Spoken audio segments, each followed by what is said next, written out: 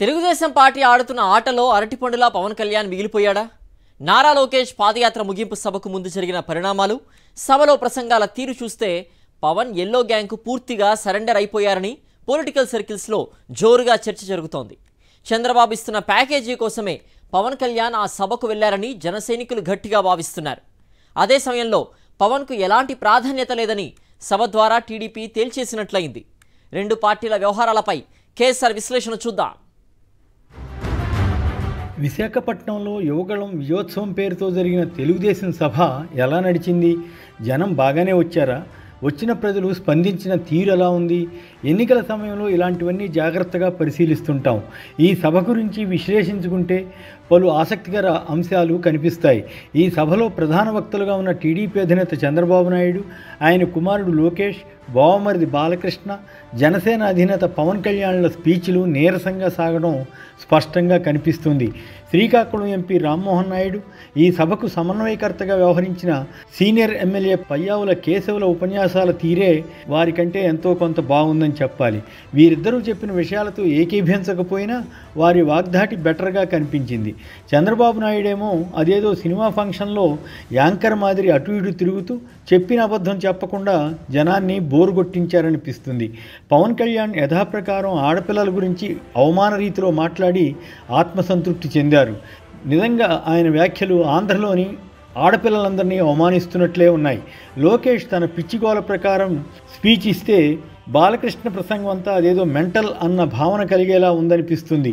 సభికులు ఎప్పుడో తప్ప పెద్దగా స్పందించింది లేదు. ఏదో తీసుకొచ్చారు, వచ్చాం, వెళ్ళే వరకు కూర్చోవాలి అన్నట్లుగా కొంతమంది ఉసూరుమని కూర్చుంటే మరి కొంతమంది మాత్రం సభ మధ్యలోనే జారుకున్నారు.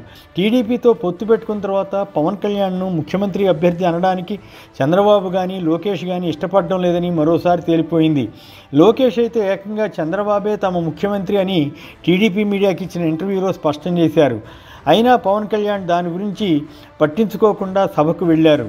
పవన్ కళ్యాణ్ కొద్ది రోజుల క్రితం ముఖ్యమంత్రి పదవిపై చంద్రబాబు తాను చర్చించి నిర్ణయించుకుంటామని చెబితే లోకేష్ మాత్రం అందుకు భిన్నంగా మాట్లాడారు. అయినా పవన్ కళ్యాణ్ ఆత్మగౌరవంతో వ్యవహరించకుండా విశాఖ సభకు వెళ్ళి జన సైనికుల మనసులను గాయపరిచారు. తమకు ఉన్న ఆత్మాభిమానం కూడా పవన్కు లేకుండా పోయిందని జన సైనికులు బాధపడుతున్నారు. చంద్రబాబు అన్న వ్యక్తి కొత్తగా రాజకీయాల్లోకి వచ్చినట్లు, ఇంతవరకు అధికారంలో లేనట్లు, కొత్త ఎజెండాతో ప్రజల ముందుకు వచ్చినట్లు స్పీచ్ ఇస్తున్న వైనం చూస్తే జనాన్ని ఎలా మోసం చేయాలా అన్న దానిపైనే ఆయన దృష్టి పెట్టారని తెలిసిపోతుంది. కేవలం తన పుత్రుడి రాజకీయ భవిష్యత్తు కోసమే ఆయన తంటాలు పడుతున్నారు. తాను ఉమ్మడి రాష్ట్రంలో ముఖ్యమంత్రిగా ఉన్నప్పుడు కానీ, విభజన తర్వాత ఏపీలో కానీ ఈ ప్రాంతానికి ఏం చేసింది ఒక్క మాట చెప్పలేకపోయారు. పోనీ జగన్ తీసుకొచ్చిన పలు స్కీములు, పాలనా సంస్కరణ గురించి మాట్లాడారా అంటే అది లేదు. వాటిలో ఉన్న లోటుపాట్లు ఏమిటి, ఆయన అధికారంలోకి వస్తే తీసుకొచ్చే మార్పులు ఏమిటి అన్నది వివరించారా అంటే ఒక్క ముక్క లేదు. తాను ఉంటే అది చేసేవాడిని, ఇది చేసేవాడిని అని డబ్బా కొట్టుకోవడం వరకు అభ్యంతరం లేదు. కానీ తాను సీఎంగా ఉన్నప్పుడు ఎందుకు చేయలేదన్న ప్రశ్న ప్రజలకు, ముఖ్యంగా టీడీపీ కార్యకర్తలకు వస్తుందని మాత్రం ఆయన అనుకోవడం లేదు. ఏవో కొన్ని అసత్యాలు చెప్పడం, రాష్ట్రం నాశనమైందని ప్రచారం చేయడం, మళ్ళీ జగన్ స్కీములనే మరింతగా అమలు చేస్తామని చెప్పడం అంత పరస్పర విరుద్ధంగా కనిపిస్తుంది. జనసేనతో పొత్తు గురించి ఎవరూ ప్రశ్నించరాదని చంద్రబాబు కూడా తన కార్యకర్తలను బెదిరిస్తున్నారు. పవన్ కళ్యాణ్ కూడా తన పార్టీ వారిని ఇప్పటికే అదే రీతిలో బ్లాక్మెయిల్ చేశారు. లోకేష్ ఏకంగా తాడేపల్లి ప్యాలెస్ బద్దలు కొడతారట, 20 లక్షల ఉద్యోగాలు ఇప్పిస్తారట. ఇలాంటి పిచ్చి పిచ్చి ప్రాలాపనలతో సభలో ఉపన్యాసం ఇస్తే జనం నమ్ముతారా? ఆచరణ కాని హామీలను ప్రజలపై వర్షం మాదిరి కురిపించడానికి చంద్రబాబు, లోకేష్లు పోటీ పడ్డారు. జనం వాటిని నమ్ముతారా లేదా అన్న దాని గురించి పట్టించుకోలేదు. వీరు ఏం చేసినా భజన చేసే ఈనాడు, ఆంధ్రజ్యోతి, టీవీ5 వంటివి ఉన్నాయి కనుక ఇష్టారీతిలో ఉపన్యాసాలు చేసేస్తున్నారు. ఆ మీడియానేమో పేజీల కొద్దీ, గంటల కొద్దీ తమ పత్రికల్లో, టీవీల్లో ప్రచారం చేసి జనాన్ని ఎంత వీలైతే అంత మోసం చేయాలని విశ్వయత్నం చేస్తున్నాయి.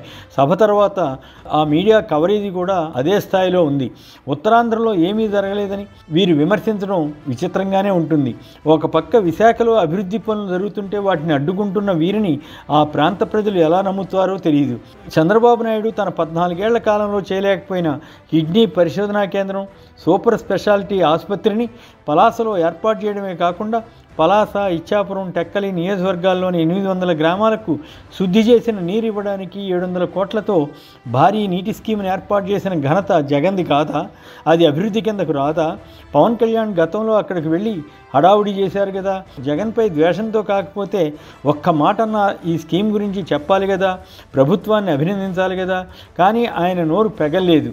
తాను ఉంటే భోగాపురం, పోలవరం పూర్తయ్యేవని చంద్రబాబు అసత్యాలు చెబుతున్నారు. భోగాపురం విమానాశ్రయానికి అవసరమైన అనుమతులు వచ్చింది జగన్ హయాంలో కాదా? పోలవరం ప్రాజెక్టు డయాఫ్రమ్ వాల్ దెబ్బతినడానికి కారణం ఆయన ప్రభుత్వ నిర్వాహకం కాదా?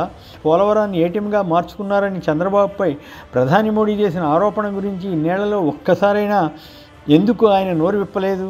స్వోత్కర్ష పరనిందకు బాగా అలవాటు పడ్డ చంద్రబాబు యథాప్రకారం జీవితంలో ఇంత సభ చూడలేదని చెప్పారు. ఆయన ఏ చిన్న సభకు వెళ్ళినా పెద్ద సభకు వెళ్ళినా ఇదే మాట చెబుతుంటారు. అది ఆయనకు మా చెడ్డ అలవాటు. దాన్ని ప్రజలు భరించక తప్పదు.